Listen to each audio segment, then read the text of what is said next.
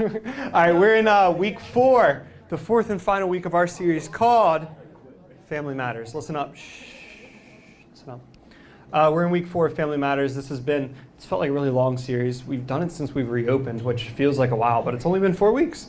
And we're going into the final week of this series. We've been talking all about family. We've been talking about how family can be really awesome, but how family can sometimes be really difficult. And we've been talking about some practical good things about how we can live in a family better. When I was younger, I had a really close friend, one of my best friends. His name was Michael. And for those of you who know, who have had like really close best friends that maybe you've grown up with, Michael, for me, we knew each other from kindergarten till 12th grade of high school. And we're still friends. But we were like best friends for those like 13 years. And if you guys have had a childhood friend or a lifelong friend like that, you know, just as well as I do, that those people can sometimes end up feeling like family.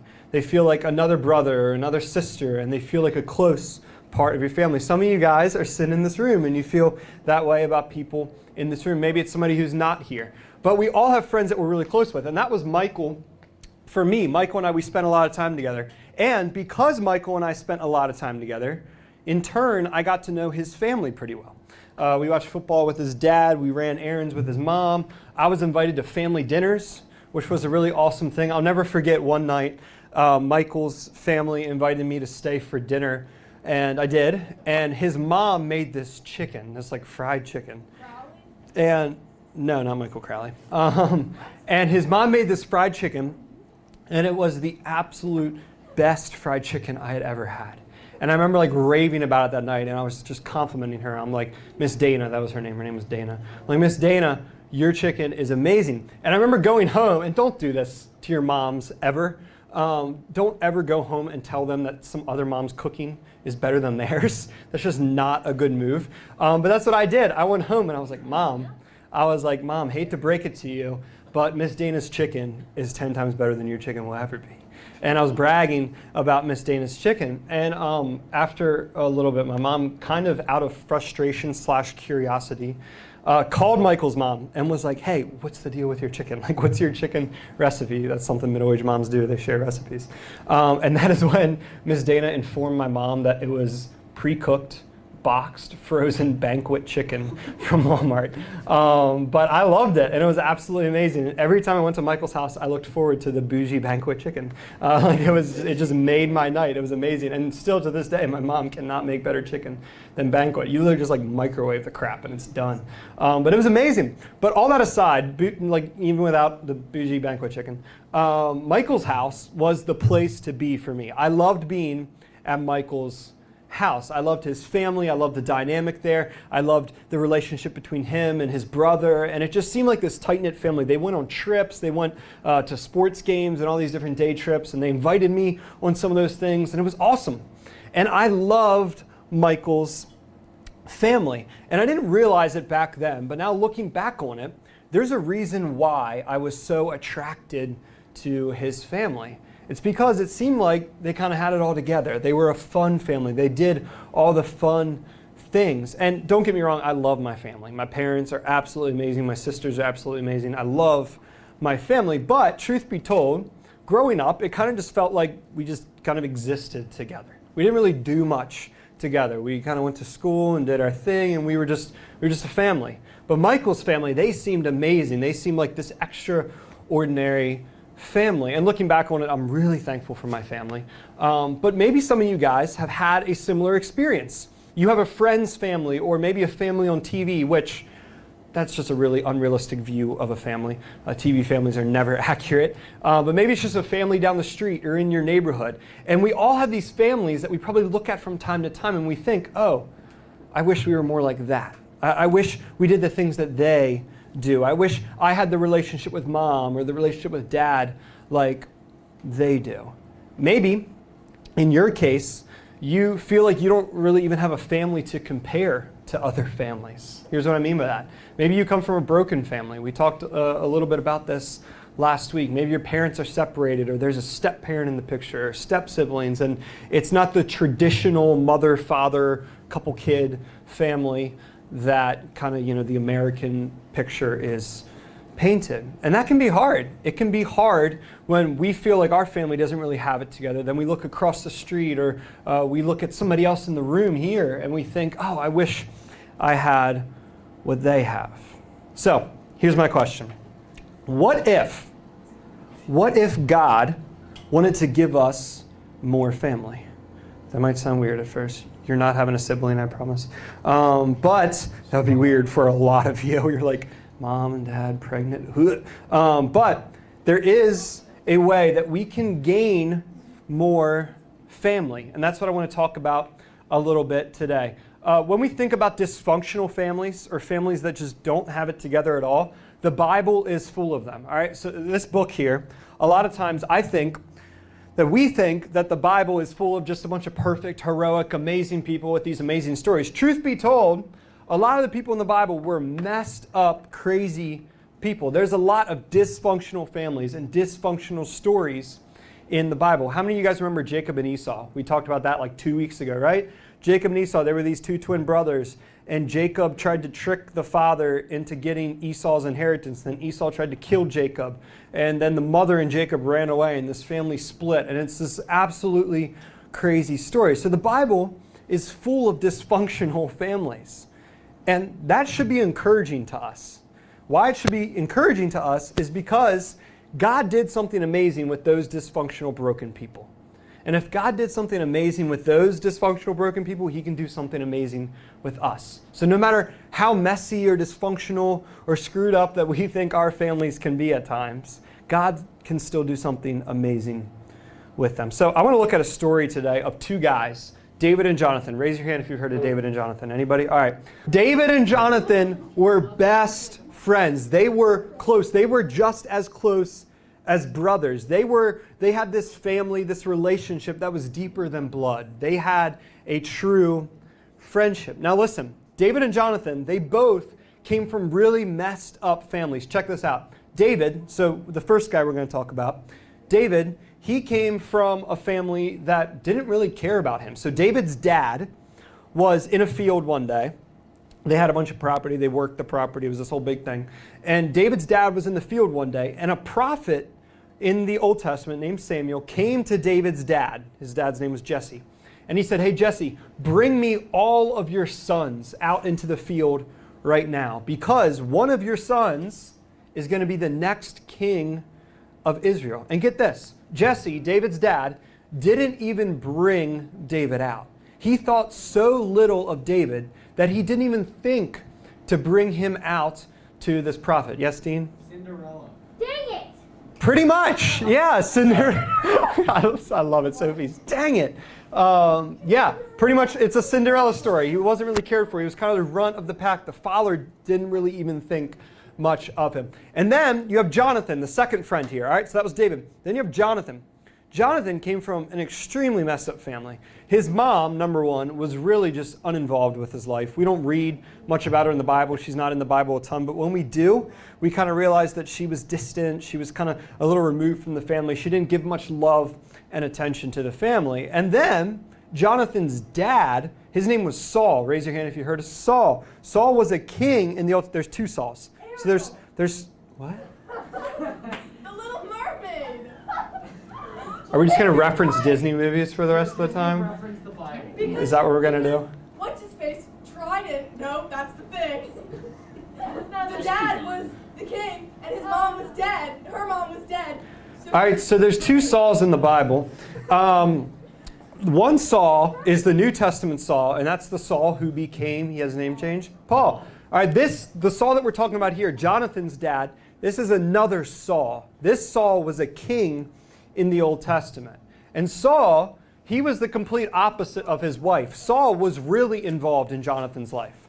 Saul was super controlling. He was really demanding. He was an aggressive, strong personality. And get this, listen to this. So Saul was king, then Jonathan was Saul's son, and then Jonathan's friend was David, and David was actually the one who was called to be the next king of Israel. So get this picture with me. Picture this. There's Saul, he's the king. Jonathan's the son. He's next in line to be king. And then there's this dude over here, David, who's actually called to be king instead. And these two guys, the guy who's stepping into Jonathan's position, they're best friends. They're really close to each other. And Saul goes even far enough and he tries to kill David. He tries to kill the next to be king of Israel. All this crazy stuff happens. So we're going to look a little bit at Jonathan and David's friendship. So real quick here, we're going to pick up in 1 Samuel chapter 18. 1 Samuel 18 verse 1 says this. It says, as soon as he had finished speaking to Saul, the soul of Jonathan was knit to the soul of David. And Jonathan loved him as his own soul. Verse 2. And Saul took him that day and would not let him return to his father's house. Then Jonathan made a covenant with David because he loved him as his own soul. So I don't know what kind of covenant or pact that Jonathan and David made here. Maybe it was just a classic pinky promise. Maybe it was like an actual paper contract. But either way, Saul and Jonathan, they made this, I keep saying Saul, David and Jonathan, they made this pact to be really close friends, to love each other and be there for each other through whatever came their way. And the truth is, they weren't getting much love from their family at this time. David was kind of excommunicated and removed from his family. His father didn't care about him. And then Jonathan, on the other hand, had a father that was trying to kill his best friend. Crazy stuff going on with their families. But they were able to be there for each other in a time where things were difficult with their families. Later on in the story, Jonathan even goes as far as saving David's life. In 1 Samuel 19, verses 1 through 3, we see this. It says, and Saul spoke to Jonathan his son and to all his servants that they should kill David. So David and Jonathan here are really good friends. And Saul is literally out to kill David. But Jonathan, Saul's son, delighted much in David. And Jonathan told David, Saul, my father, seeks to kill you. Therefore, be on your guard in the morning. Stay in a secret place and hide. And I will go out and stand beside my father in the field where you are, and I will speak to my father about you. And if I learn anything, let's cut off there. I think it says, I will come back and tell you. I think that's the end of the verse.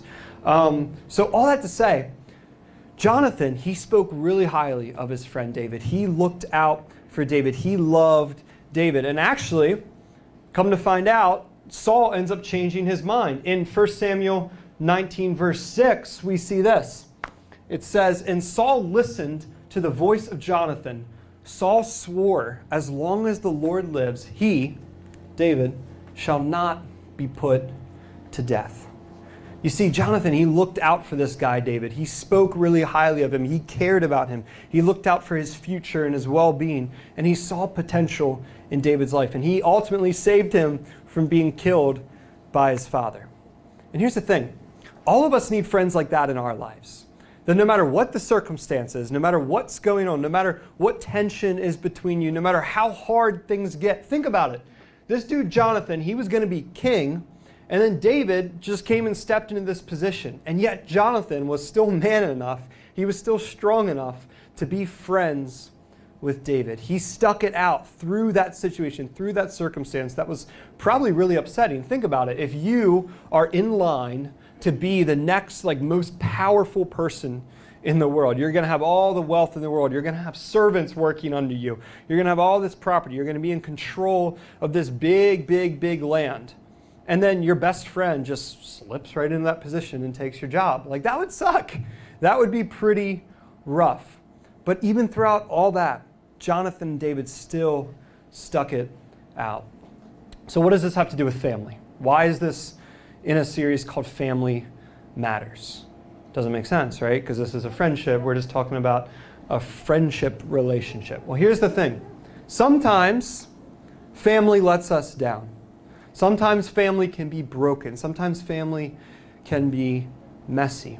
And that is why it is so important to have people in our lives like David and Jonathan. Relationships that go deeper than blood, that go past our biological relation. That is so, so important. And honestly, that's why Jesus established the church. Jesus established the church because he knew that we need other people in our lives. That we need people that can love us through hard times when our family can't be there for us. Someday, in a couple years for some of you guys, you're going away to school. You're going to be far away from your family, from your parents. And it is so important to have friends and relationships positioned in your life that can help you through hard times when your family can't be there.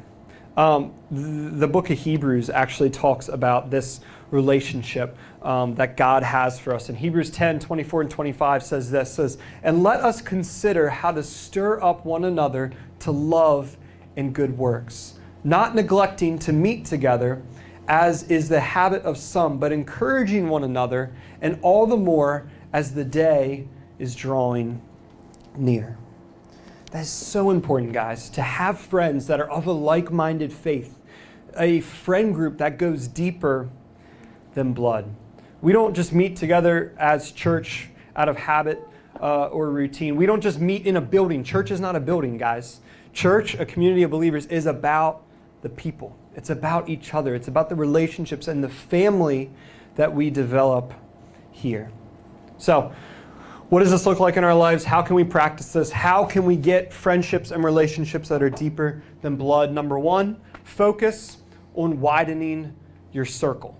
Focus on widening your circle. This is so important. Here's what I mean by that. I think a lot of times we can kind of get stuck in our bubble with our couple friend groups, but it is so important to reach out, to find new people, to find people who will challenge us to go deeper and will push us to be better people. And then number two, talk about it. Talk about it. Jonathan and David, they talked about it. They made this pact. They made this promise to each other to stick with each other through thick and thin. Through whatever happened, they were going to remain friends. They were going to remain close. So talk about it with other people. Initiate a conversation with a new friend. Tell them what you want out of that friendship. People aren't going to be able to be there for you and love you and do what you want if you don't communicate with them. So tell them, hey, call me out on my crap. Tell me when I'm acting a certain way. Tell me when I need to get better in a certain area. That is so important. Be able to name what you want out of that relationship.